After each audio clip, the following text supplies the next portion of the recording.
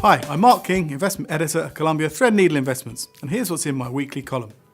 Well, I'm back from holiday, just in time to celebrate, if that's the word, the 10-year anniversary of the global financial crisis.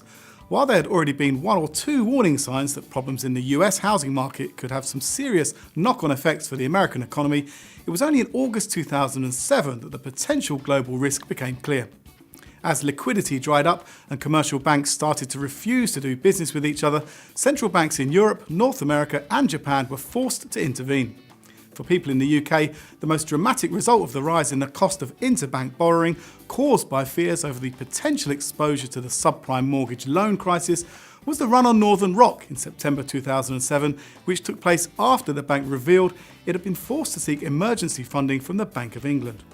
It's probably fair to say that even in the autumn of 2007, it was far from clear how far-reaching the effects of the credit crunch and the subsequent financial crisis would be. But by the end of the following year, the UK and the US, among other economies, were in recession. We'd seen the collapse of Lehman Brothers, the bailout or nationalisation of countless banks and insurers around the world, not to mention a sharp fall in central bank interest rates and stock market values. So 10 years later, what have investors learned as a result? As you would expect, the FTSE 100 index of the UK's leading companies fell by more than 40% between October 2007 and February 2009. It's perfectly understandable that many investors chose to sell some or perhaps all of their shareholdings during this time. But the fact remains that the slump was one of the most profitable times to buy shares since the start of the millennium. The reason equity prices rebounded so quickly is because central banks stepped in to prompt a recovery.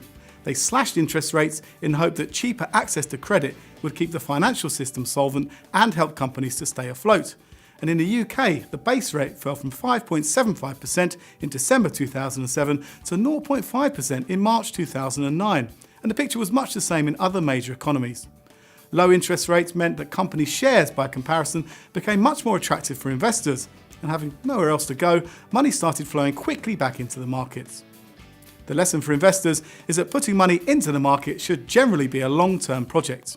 While cashing investments in turbulent times can be tempting, what we've learned from previous market slumps and crashes is that values tend to rebound over the long term.